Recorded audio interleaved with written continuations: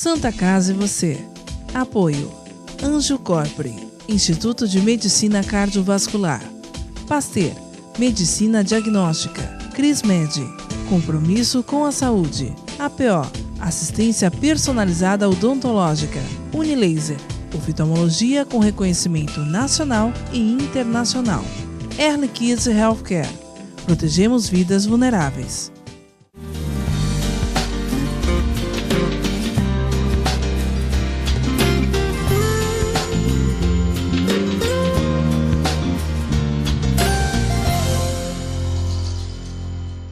Olá, telespectador, olá, telespectadora, está no ar Santa Casa e você. No programa de hoje nós recebemos aqui nos nossos estúdios o médico oftalmologista Marcos Alonso Garcia.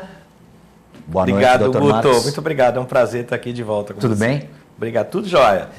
Vamos falar hoje de uma questão que muitas pessoas confundem o assunto que nós vamos abordar hoje, e é importante que você, como um médico oftalmologista, venha aqui para tirar algumas dúvidas sobre a toxoplasmose ocular. Explica para a gente o que é essa doença e como que a gente pode cuidar dela. Infelizmente, o Brasil tem uma prevalência de toxoplasmose muito grande, é uma doença infecto-contagiosa, parasitária, e, na verdade, o ser humano acaba sendo um hospedeiro do cisto ou da forma ativa de um protozoário. O toxoplasma é um protozoário que consegue sobreviver in vitro na natureza, ele pode ficar na terra, em cistos, ele passa um dos ciclos da vida dele em animais menores, pode passar em roedor, mas em ambiente urbano é muito comum o gato, e acaba ficando dentro do gato, e o gato pode não manifestar toxoplasmose em nenhuma das suas formas, mas ele pode deixar com que o toxoplasma se reproduza, e quando ele vai fazer cocô,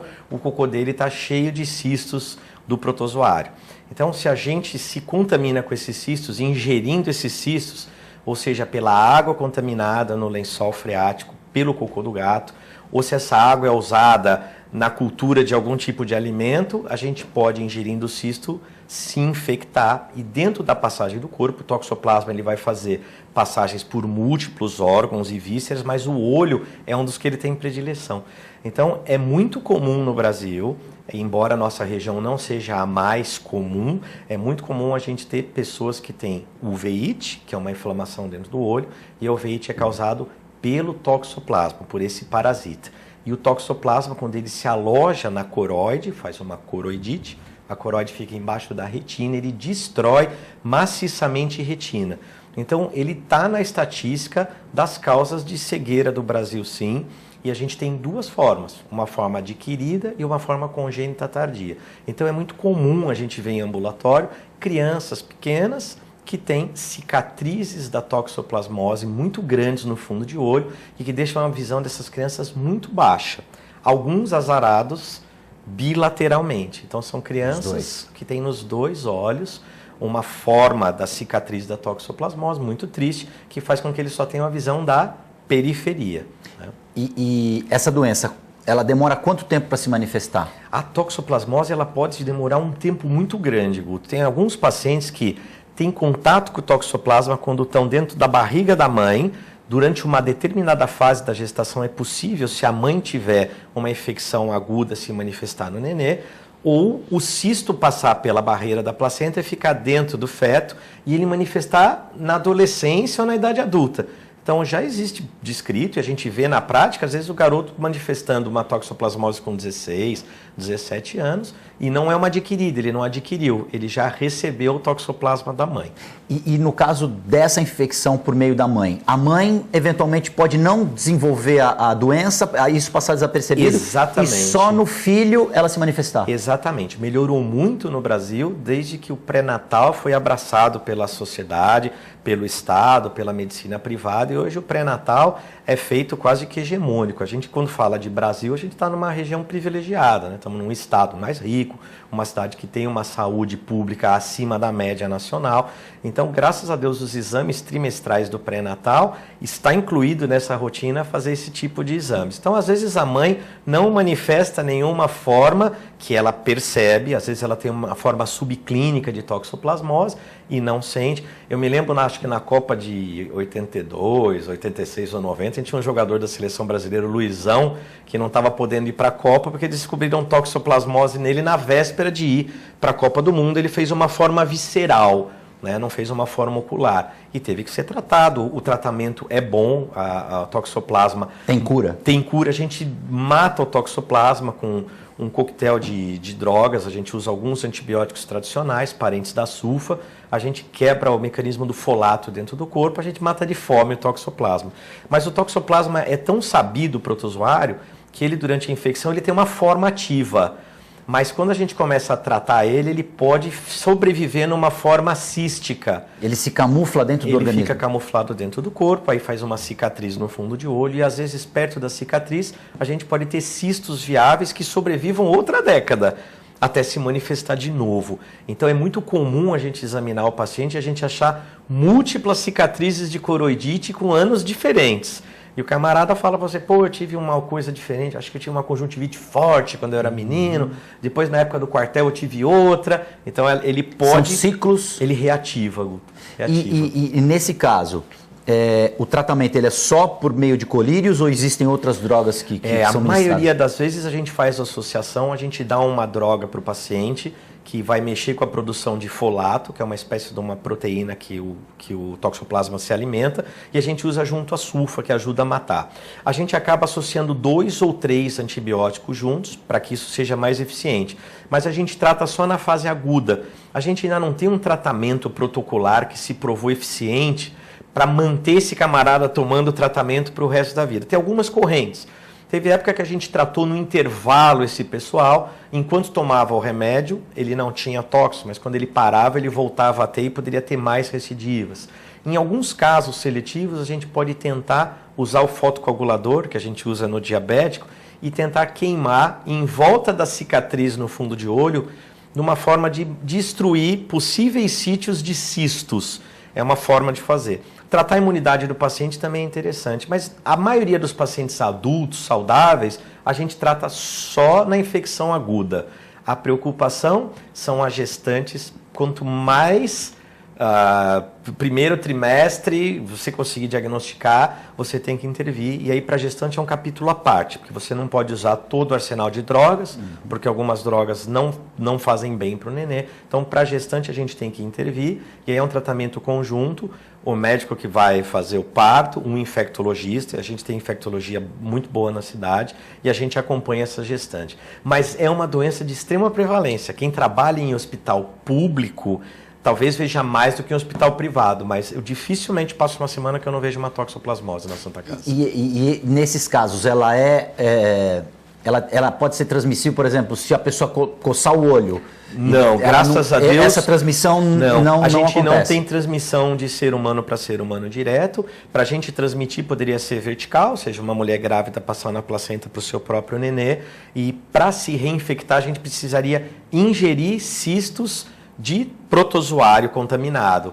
E como é muito mais comum num lugar como a Baixada Santista o cocô do gato do que as fezes humanas, porque a gente tem tratamento de esgoto adequado, pelo menos estatisticamente, nós estamos bem à frente do resto do país, então a gente teria que se reinfectar. A gente tem que falar com cuidado, senão o pessoal vai começar a querer sair matando o gato por aí. O problema não é o gato. Como não era um macaco, mas é interessante, se você conseguir controlar muito bem a população de gatos da cidade que não tem casa, que não tem dono, a estatística no final da ponta melhoraria.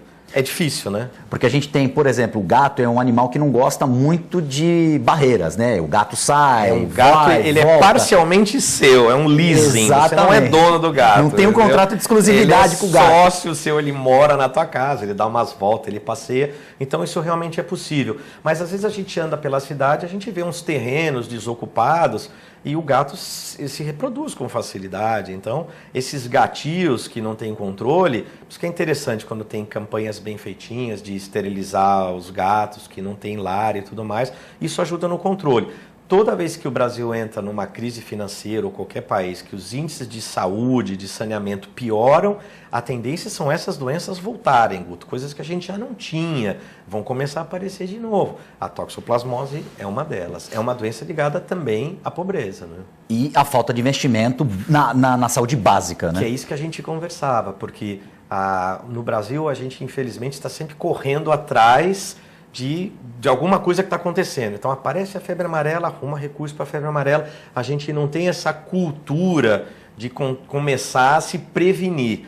E a estatística seria interessante. Também não temos tradição em estatística, né? Hoje, com essa história de fake news, eu tenho até medo de estatística, porque a estatística na internet prova qualquer coisa. E ela chega bonitinha ali, certinha, não tem nenhum problema a estatística. Se você tiver com o pé no fogão e a cabeça no freezer, a estatística mostra que a sua temperatura está boa no meio. Mas a estatística bem feita, e normalmente as universidades faziam isso, podia apontar onde a gente precisa mexer. A gente até conversava em off, o Brasil tem uma cidade que se chama Erechim, que é uma espécie de plataforma de estudos para o mundo. Quando alguém quer estudar toxoplasmose, visita Erechim, que é uma cidade que teve um índice gigantesco de toxoplasmose, de uma forma que era pouco usual, que é adquirida, porque os gatos viviam na caixa d'água da cidade. Então veio gente do mundo inteiro que queria estudar infectologia, estudar em Erechim, para poder ver muitos casos de toxoplasmose adquirida. O que significa isso? Quando um europeu sai de lá para ver uma doença aqui, porque faz 50 anos que não vê lá, é para a gente se preocupar. Quer dizer, eles chegaram num nível de civilidade que eles não vão ter mais, porque eles resolveram esse problema. Então o camarada fala, puxa, eu fui até uma cidade para poder ver um lugar onde é endêmico, eu tenho um número muito grande de casos por cada 1000 pessoas. E são indicadores ruins, né? São indicadores que preocupam. É até uma questão exótica, entre aspas, né? Não deveria acontecer, é uma tristeza, mas para eles poderem estudar o que já não acontece lá com frequência, eles têm que vir em outros países. É uma viagem temática, né? E eu falo isso com dor no coração, porque talvez a gente tenha um mau hábito de comparar o Brasil com países onde a sociedade seja mais avançada. Mas eu já fiz outra comparação, eu já viajei muito pela América, eu já fui para o Peru, eu já fui para a Colômbia, eu já fui para um monte de lugar onde tem algumas regiões que estão atrás do Brasil. E eu acho que eles têm um monte de doença e sequer diagnosticam. Quer dizer, eles não têm estatística, não têm diagnóstico, não têm tratamento. Nós temos. A gente diagnostica, a gente trata, nós estamos melhores do que eles, mas a gente ainda tem um longo caminho e hoje que o dinheiro está escasso, usar bem o dinheiro faz toda a diferença, seja com saúde, com segurança, com educação. Então eu acho bacana a gente ter uns departamentos de estatística bem interessantes para dar para o gestor uma ferramenta dele entender onde ele está pondo dinheiro e depois ele olhar na estatística de alguns anos para ver se aquele investimento funcionou. Poxa, colocamos tanto dinheiro, fizemos isso e a estatística continua igual. Erramos, temos que fazer diferente, né? Isso é um espaço grande. Acho que mais gente deve começar a se dedicar a esse tipo de problema de saúde e tomara que a gente tenha a tradição um dia de ter grandes gestores em saúde pública. Estão aparecendo alguns colegas gestores agora, faz falta. Eu lembro quando a gente era menino, quando o Dr. Adib Jatene virou ministro, aquilo para mim foi marco, né? Você tem um camarada inteligente para chuchu, que ganhava muito bem na vida privada, largar da vida privada para fazer sua contribuição na vida pública. Tem o Davi Uip, que é um cara inteligente pra caramba, que sabe o que está fazendo. Isso é uma luz no fim do túnel. Dá esperança. São pessoas inteligentes, qualificadas, que pensam em cima dos problemas. Só que todo problema é cobertor curto, né? Dinheiro não está sobrando em lugar nenhum.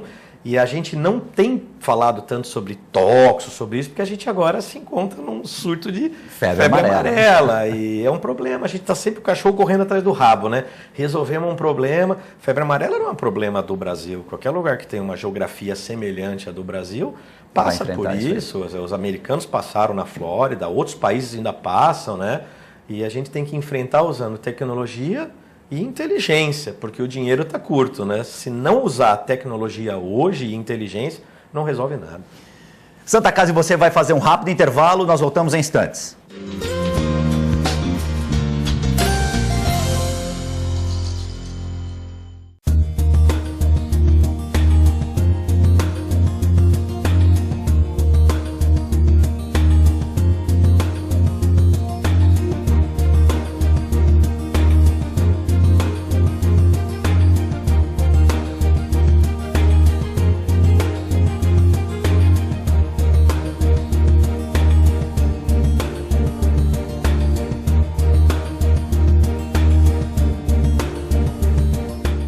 Pasteur, Medicina Diagnóstica, o primeiro e mais tradicional laboratório da cidade de Santos. O Pasteur Medicina Diagnóstica possui uma unidade de imagem que oferece exames de ressonância magnética, tomografia computadorizada e o primeiro PET-CT da Baixada Santista.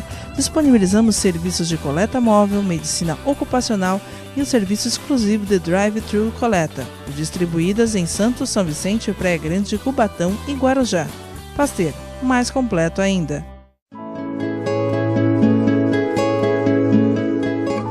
A Crismed Comercial Hospitalar orgulha-se de ser considerada uma referência no ramo médico hospitalar, atuando há mais de 20 anos no mercado, com comprometimento, competência e excelência no atendimento aos clientes.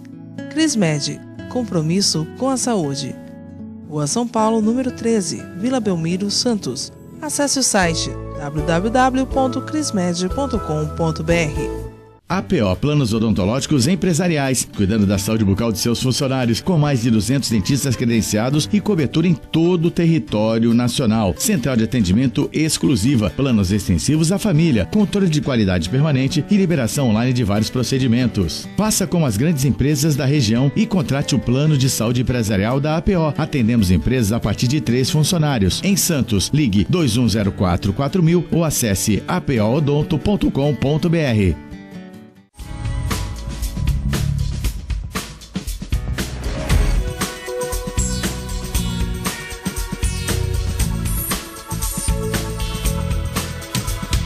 Unilaser, um centro de referência único que, concentrando recursos tecnológicos e a capacitação técnica de seus médicos, pode diagnosticar e tratar as doenças da visão, aplicando uma oftalmologia de ponta com reconhecimento nacional e internacional.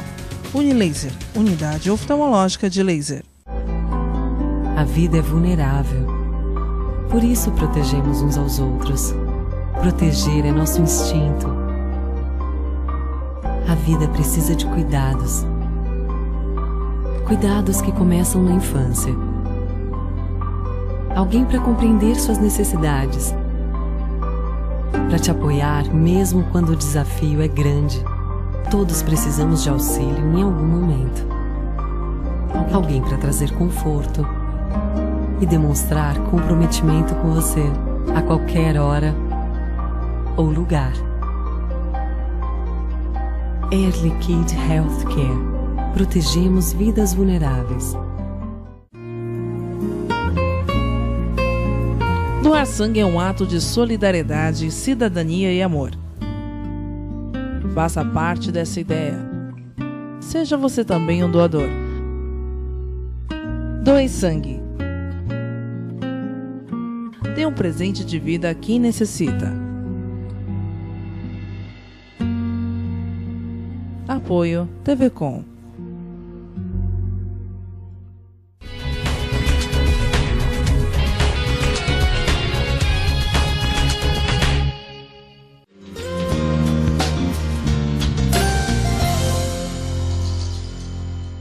Santa Casa e você já está de volta. No programa de hoje nós recebemos aqui o médico oftalmologista Marcos Alonso Garcia. Estamos falando sobre a toxoplasmose ocular. Marcos Alonso, quais são os sintomas da toxoplasmose? Ela se manifesta de que forma nos olhos? A forma ocular, é engraçado, num primeiro momento ela pode simular, ser muito parecida com uma conjuntivite forte.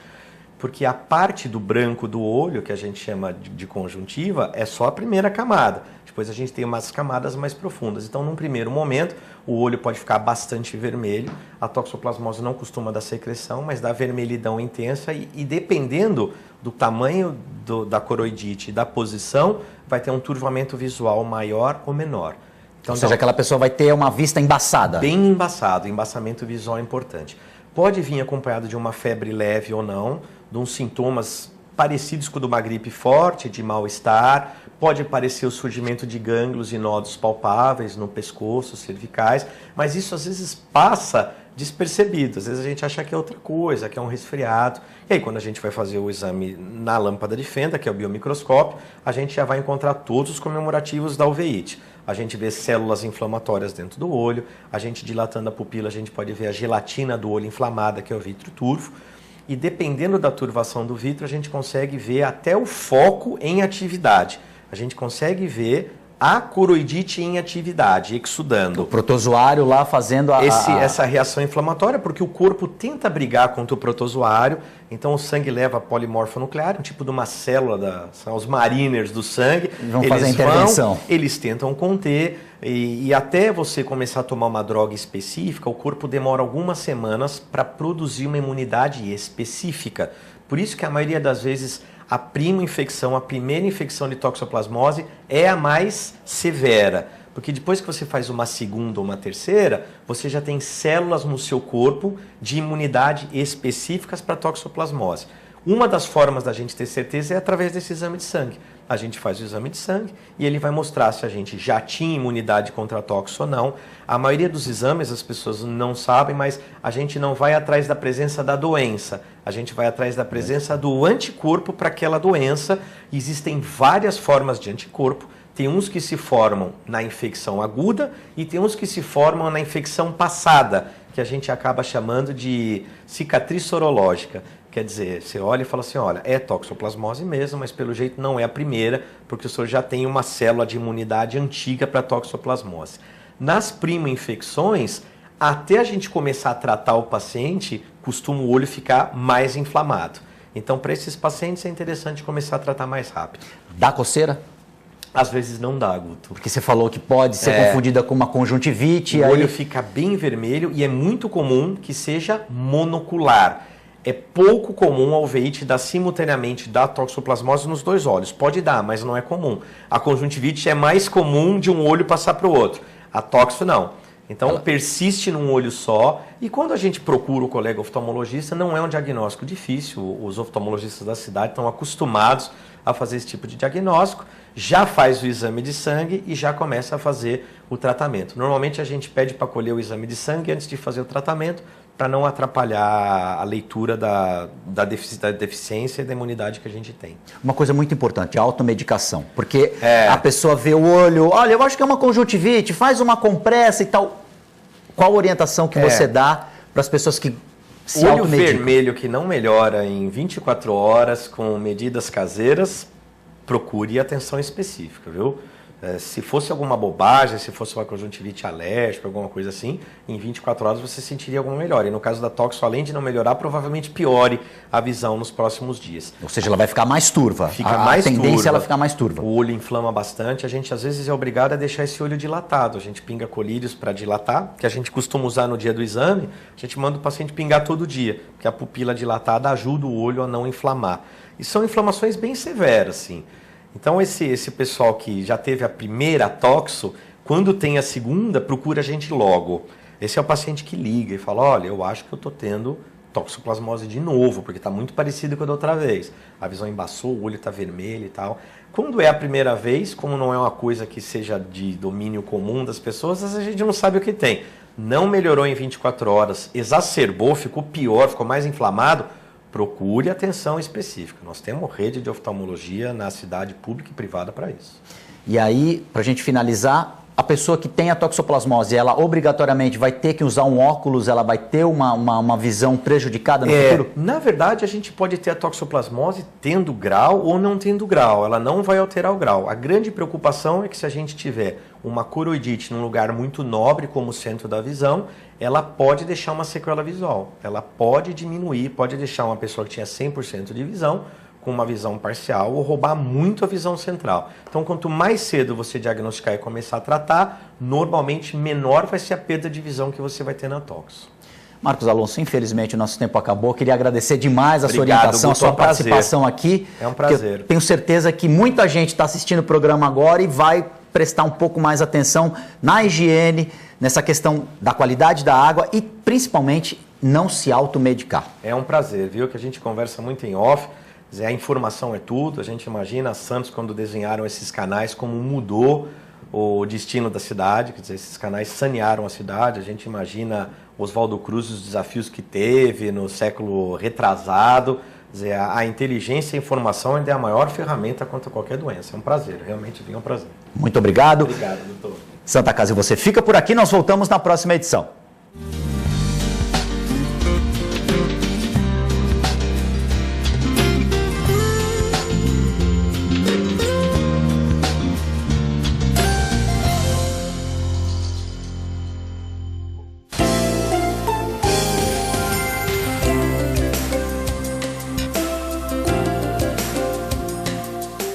Santa Casa e você.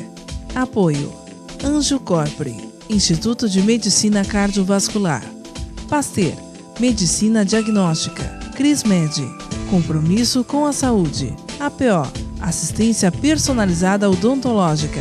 Unilaser, oftalmologia com reconhecimento nacional e internacional.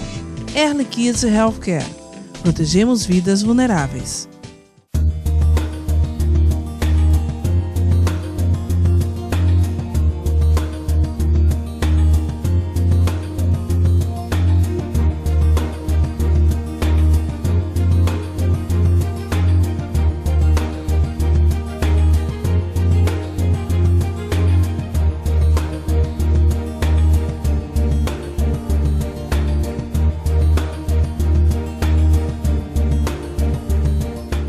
Pasteur, Medicina Diagnóstica, o primeiro e mais tradicional laboratório da cidade de Santos. O Pasteur Medicina Diagnóstica possui uma unidade de imagem que oferece exames de ressonância magnética, tomografia computadorizada e o primeiro PET-CT da Baixada Santista. Disponibilizamos serviços de coleta móvel, medicina ocupacional e um serviço exclusivo de drive-thru coleta, distribuídas em Santos, São Vicente, Praia Grande, Cubatão e Guarujá. Pasteur, mais completo ainda. A Crismed Comercial Hospitalar orgulha-se de ser considerada uma referência no ramo médico hospitalar, atuando há mais de 20 anos no mercado, com comprometimento, competência e excelência no atendimento aos clientes. Crismed, compromisso com a saúde. Rua São Paulo, número 13, Vila Belmiro, Santos. Acesse o site www.crismed.com.br. APO Planos Odontológicos Empresariais, cuidando da saúde bucal de seus funcionários, com mais de 200 dentistas credenciados e cobertura em todo o território nacional. Central de atendimento exclusiva, planos extensivos à família, controle de qualidade permanente e liberação online de vários procedimentos. Faça como as grandes empresas da região e contrate o plano de saúde empresarial da APO. Atendemos empresas a partir de 3 funcionários. Em Santos, ligue 2104-4000 ou acesse apoodonto.com.br.